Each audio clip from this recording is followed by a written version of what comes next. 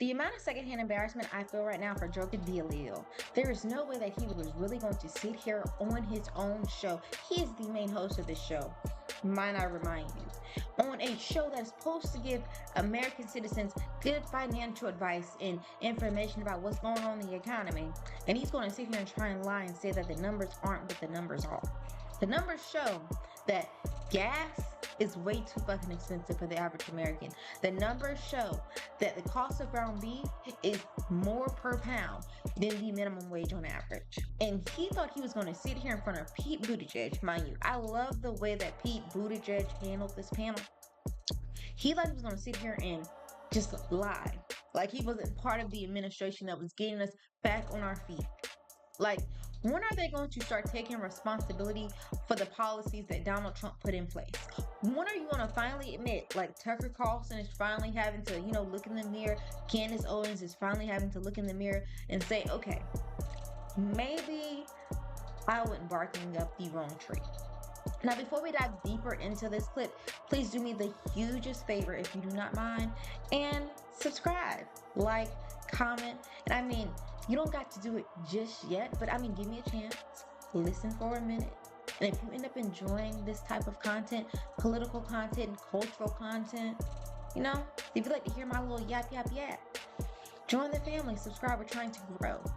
Now let's hop right into this, y'all. He is the former transportation secretary under President Biden. And Secretary, thank you for being with us this morning. Thanks for having me in. When I first looked at the notes, I kind of laughed because we said we were going to have you on to talk about a reaction to the numbers. I said we're not actually talking to him about a reaction to the numbers, but they did say you were interested in speaking about inflation. So let's start there. We got these numbers, not as hot as had been anticipated, but we knew that energy prices were going to be higher, up 10% this time around.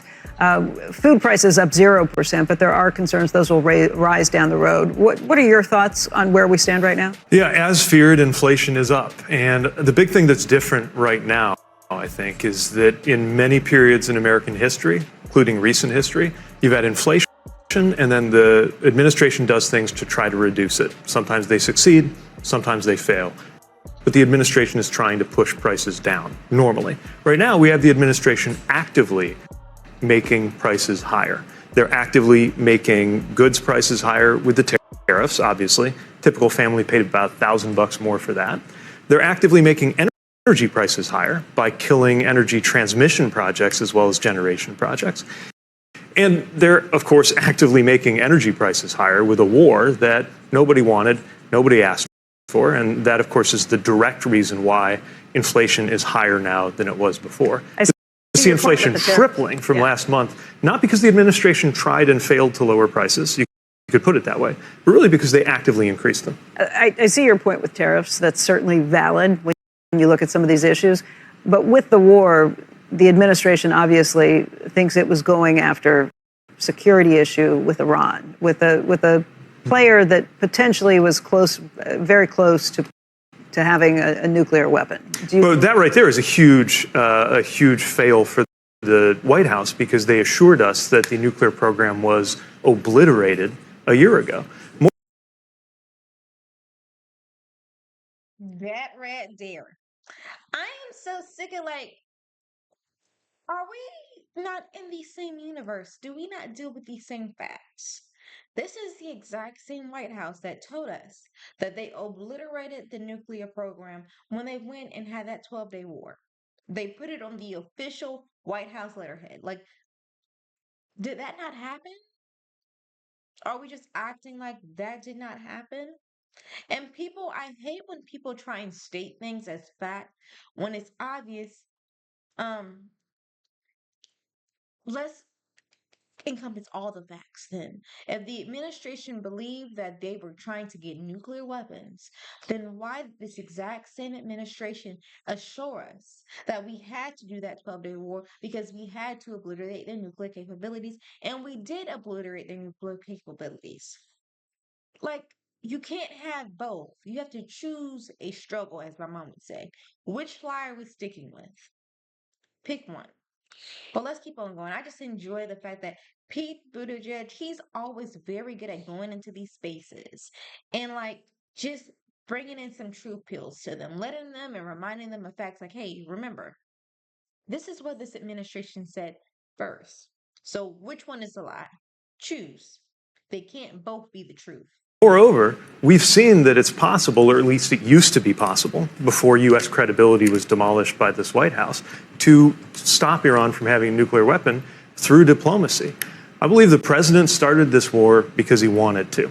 And now we're in a situation where you've got a war that we didn't need to have. Iran has enormous leverage now. Certainly their military has been degraded. But let's be very clear about why the president backed down. Why did the president back down from his demands? Let's start with why is the president taking a weaker position than he started with? Let's start with just the prospect of the war to begin with. Yeah. Look, the argument that he started this because he wanted to, there are plenty of people who think there was a very real threat of nuclear. It was presented through intelligence. Israel had an opportunity to really take and strike at this point. And as for diplomacy, that was sunsetting anyway. Anything. Well, it wasn't sunsetting. It was detonated by the first Trump administration. It was knocked out, but it was going to sunset if it hadn't already. They were lying about everything. Right. The idea of they had much longer range missiles than they ever admitted compliance to. Problems, we've seen all of that sure. play out. But the point is, they had been stopped from getting anywhere near a nuclear weapon.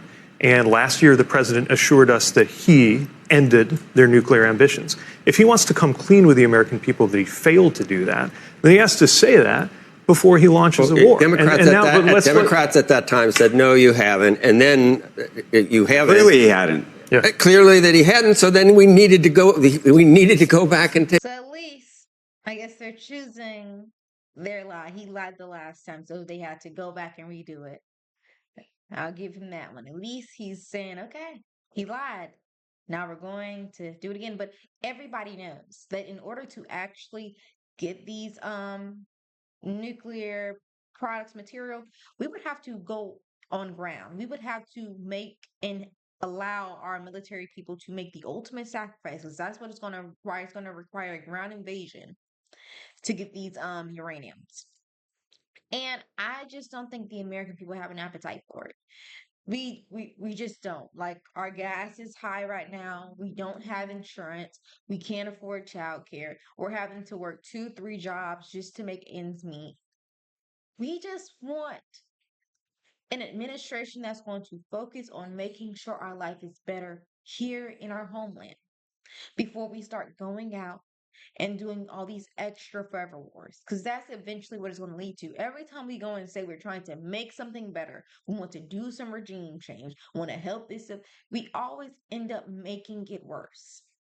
People have to be self-determining of what they want to do with their society. That is the only way it sticks. We saw just how that worked in Afghanistan, 20 years there, and it all fell in 14 days.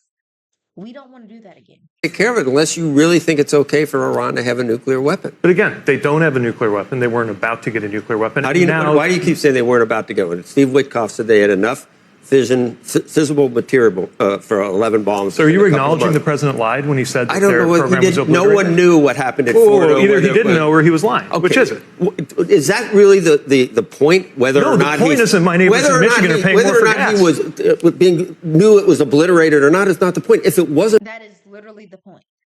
That is literally the point. Like, at this point, we've had 13 service members killed in an unnecessary war of choice. That is literally the point. Full stop.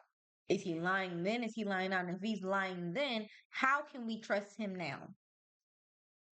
Simple questions. Y'all, them in the comments. How are we supposed to trust him? Obliterated, then you have to do something. You can't go back and say, well, you lied about this, Joe, so that we can't actually do what we need to do. Joe, America is weaker because the president launched this war. That's your opinion. That's not. No, but it's clear, and I'll tell you why. Because we had when the Trump, Secretary of NATO say the world is a safer place. He just said that yesterday. His job is to butter up the president. But why do you think the president chickened out on his demand? Why do you think the president backed off of his demand? The president said, backed off of which demand? Unconditional surrender. Right now, instead of unconditional surrender, which was the president's demand just 1 month ago. This is not over yet, number one. Is this unconditional surrender? I don't know what it's going to. And these people don't understand which side to go with. It's not over. Donald Trump declares victory every single chance he gets. He wants to declare victory, then ask for help. Declare victory, then ask for help. This is what we're saying. How can we trust anything that's coming from this administration? And this is the exact reason why Tucker Carlson and people like Candace Owens had to take a step back from Donald Trump, because they would be looking just like this guy Joe. And that woman, I don't know her name. Y'all put in the comments what her name is. I apologize, I don't know it. But you look crazy. You have to pick a storyline. You have to pick a plot. Right now, you're flip-flopping so much, you just look like you're lost. You look like you're not an authority on what you're trying to talk about. You look like you're just trying to convince yourself before you can even attempt to convince me. You look like you're lost. But y'all, tell me what you think about it in the comments. Let's keep on listening, y'all. End up being. I'll tell you what we've if got. the Strait reopens again and they have no Navy. So the best no case missiles, scenario is the Strait being open. The Strait was open before he started this. Yeah, and but they were close to having a nuclear weapon, 11 nuclear weapons. We had other ways of dealing Like with what? Obama's way? That worked. That did not work. Did they get a nuclear weapon under Obama? Did they get a nuclear weapon? They were close enough within months. No. And the president, again, assured us the whole point of bombing them last year was to, quote unquote, obliterate the nuclear program. I understand that. And look, I'm saying this as somebody who knows what it's like to be sent to war by a U.S. president. And when a president sends you to war, when you and your buddies are on that gray tail plane going into a war zone, you do it with some level of confidence, some level of assurance that your chain of command, all the president of the United States would not do this if they didn't have a choice. Now that we're there, do you hope this has a successful outcome? There were 40,000 Iranians that were slaughtered by the same regime. 47 years of killing Americans, stirring trouble all around the world. And how do you feel about that regime being left intact by this president? I don't know if that's going to be the case, and I don't know what might happen. Is that an argument? So you don't want this to work, and it was just a bad move. You want us to pull out now?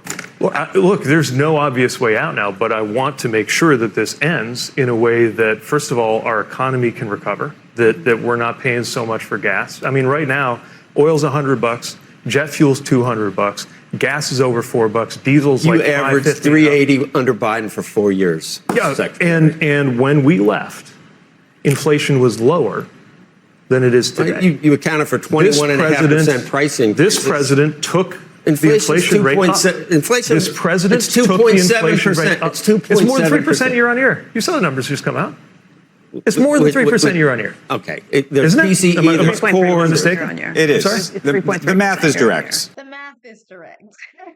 It is 3.3%. When they left, I believe it was like 3%. Donald Trump has done nothing but worsen our economy. You know, literally all he had to do was just take credit for everything that Joe Biden did, and we would be smooth sailing right now.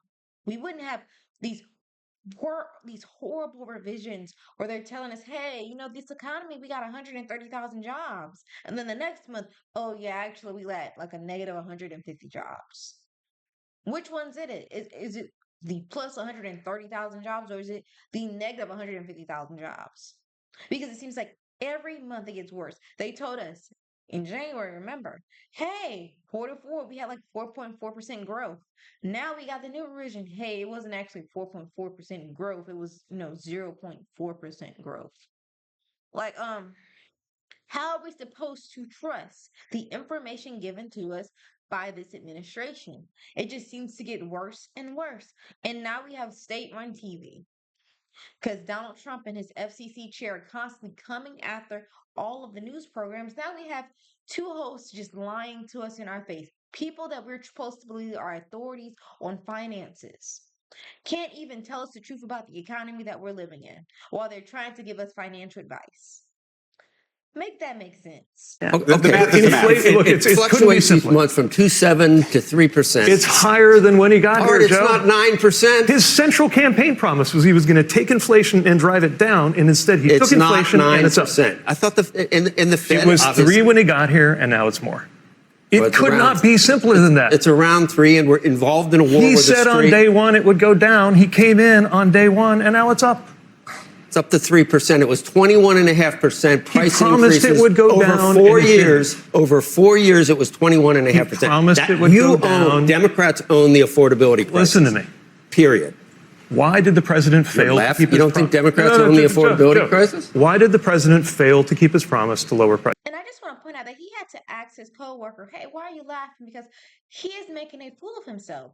You can't deny what the numbers show. The numbers show that gas is too high, Food is too expensive. Rent is too expensive.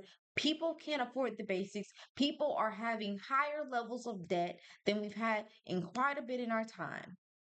Let's just being honest. Like right now, inflation is the highest it's been since May 2024. Right now, the sentiment in America has been the lowest since the 1960s. We are just trying to get some type of relief. We don't want to feel like we're being priced out of every aspect of American life and the American dream. But let's keep on listening, y'all. In your opinion? I'm laughing because this piece of it is basic. The president did say that he wanted to be in office to bring inflation down, and he has not brought inflation down. That's all. He drove it up. He not only failed, he drove it up. Mr. Secretary, let's talk Tariffs a little bit. have had a minimal effect. You tell a family where I live that $1,000 per household is minimal. From the 21.5% increase that the Democrats. No, we can argue all day about just how bad COVID was and how bad it got and what it took to come back from that. But you call it $1,000. Where I live, $1,000 per household isn't minimal. Now Democrats found religion on inflation. After presiding over the worst inflation in 40 years, now you found religion. It's 2026. They're in charge. You guys are in charge. I'm aware of that. What are you going to do differently? Look, what are you going to do differently to make the prices actually go down like you promised a year ago? Number one, we got to get through this war, and you've heard people. We got to get through this war. We didn't have to be fighting this war. What are we doing? That's a matter of opinion. You can't say that. It's a matter of opinion that I share with most Americans and a large number of Republicans and a whole bunch of MAGA people who bought into this president because they actually believed in what he said he would get us into the war. 75% Republican approval for the war. You don't start with the approval you have within your own party. But the point is, the MAGA coalition. Democrats aren't going to approve of anything. I'm talking about Americans. Americans disapprove of the president and their right to do so. He's got the same approval rating other presidents have had at this point in the term, a little bit above, 42%. President right now is unpopular for very good reasons. One of which he's is no that more he's made unpopular life than more Obama expensive. was or Biden was at the same at the same point of his presidency. That depends on which poll you're looking at, but by and large, no. I'm sorry, but I've been out on the trail. I was in Marjorie Taylor Greene's district. Marjorie Taylor Greene. This is a Trump plus 38 district, or it was. I've seen. And that's true. I don't understand why Joe Kramer can't get it. Oh, darn, I done call him the other Fox. Talking about, Joe Keenan. Goodness, that's a lot of Joes. I don't understand why Joe just can't get it through his head that, hey, $1,000 is a lot for the average family.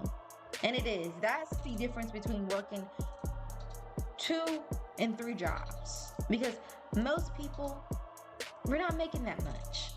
And then on top of that, the idea that he has to basically explain this down so low, he can't understand the concept of, hey, this economy is squeezing the American people dry. And to top it off, he put us in a war of choice. But y'all, tell me what y'all think about all this in the comments. Do they really not think that $1,000 isn't a lot for the average American family? Don't forget to like, don't forget to subscribe if you enjoy this type of content. And I hope I see you on the next video. Bye.